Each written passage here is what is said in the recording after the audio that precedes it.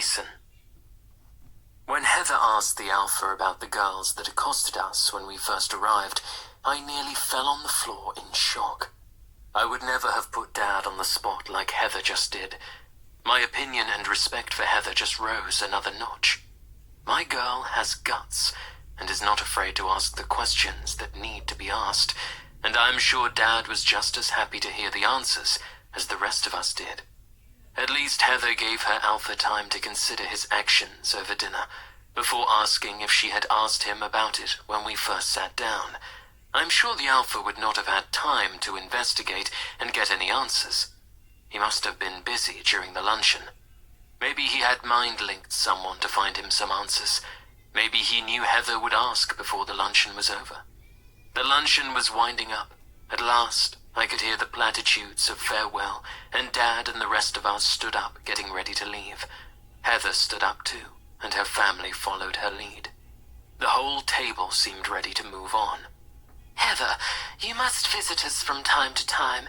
I understand you are going to be busy now you are working at the castle, but you are still family and always welcome to pop in and visit at any time, Luna said in a false cheeriness to Heather as she pulled her into a hug that Heather seemed to be uncomfortable receiving, but hid it well. I guess if I had not been observing Heather so closely, I may have missed the slight flinch she made with the Luna air kissed her cheeks. Thank you, Luna. That is kind of you to say, Heather replied in an equally false sentiment, and the look on Luna's face told her Heather could see through her false bravado. I linked my arm to Heather and walked her out. No way was I not going to be attacked again. I hoped that being on her arm would keep the leeches away. And I was right. Only one girl headed towards us, and I think Heather must have given her the stinky eyes, because the girl's flirty smile disappeared fast, and she retreated back to her seat. We walked to her home, and when we reached them, to Heather's surprise, to see my dad, mum, and brothers, and all entered her home, I kissed Heather's hand and spoke to my dad. Dad, I have to go and shower and change. I'm taking Heather out for the afternoon and dinner.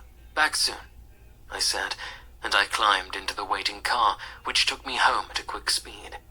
I have never showered and changed so fast in my life.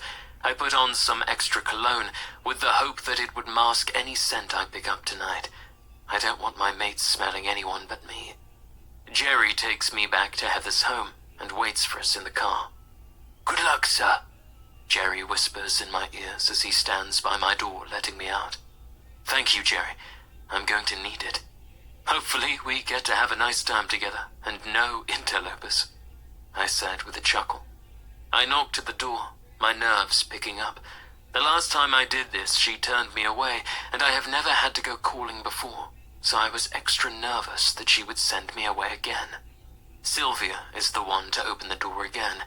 This time she smiles and says, "Better," and I sigh with relief, hoping that means that I didn't smell of another she-wolf. Although I showered, I was not sure, and her comment bolstered my lagging ego. I followed Sylvia to the lounge room where my family was still there being entertained by Heather's family. My brother Michael was seated on a long sofa. He had one twin on one side of him, and Sylvia walked over and sat on the other side. I raised my brow at this, but he just shrugged his shoulders and grinned at me. Heather came into the lounge room and my eyes almost fell out of their sockets. She was stunning, in a long teal dress, high stiletto shoes, and her hair flowed over one shoulder and down to her waist. I don't think I have ever seen her hair out like this before. Even my brothers' mouths dropped open before they corrected themselves. She was that stunning. I walked over to her and did a regal bow. My right leg stretched out front and made my left leg bent as I did. A flurry made a wave of circles with my left hand, and I bowed before her, my eyes never leaving hers as she giggled at my performance. Standing, I offered my arm and asked, "Shall we go?" She blushed and waved goodbye to those in the house, and she looped her arm through mine, and I walked her to the car. Jerry was out in an instant, opening the door for Heather and then shooing me away so he could help her in. I raced around the other side of the car and hopped in. Definitely not normal protocol. I could have have waited for her to be seated and then follow her in, but I was not about to wait and risk a chance to stuff up.